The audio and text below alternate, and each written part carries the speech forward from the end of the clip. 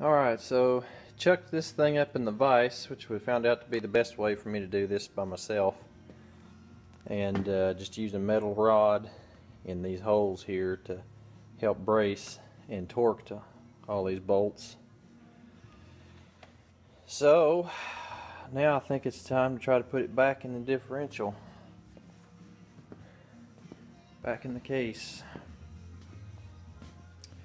Got my bearings sitting here where they're supposed to go. So when I bring that over here, I'll slip those over and put those bearing races in there at the same time as the carrier, hopefully, and keep getting this project rolling along. Okay, so I managed to set this in here without squashing my hands, and I wanted to show you a little bit of what I did here. When we first removed the clamps and backed these in and out like that, we made scratch marks on both sides here, so we would know where to turn to set them, and counted our turns as well. So it should be sitting in here exactly the same way that it was when we took it out. It seems to be rolling pretty good. You can see the pinion bearing and gear back in there just a little bit. So I may slap some grease on here and see what kind of wear pattern it leaves, and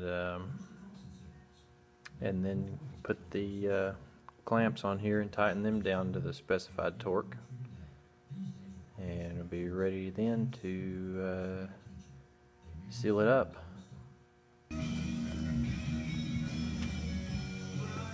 I put the axle shafts in here,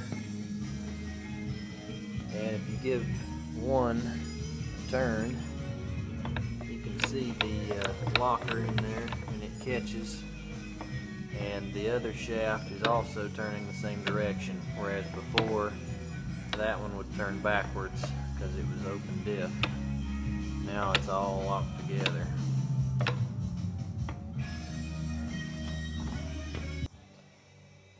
Well, I'm getting somewhere. I torqued the rest of those bolts down and put the cover on with some gasket and tighten those down. So that does it for the inside. So now I can start working on the brakes, which is going to be all new territory for me. Hopefully it won't be too bad though.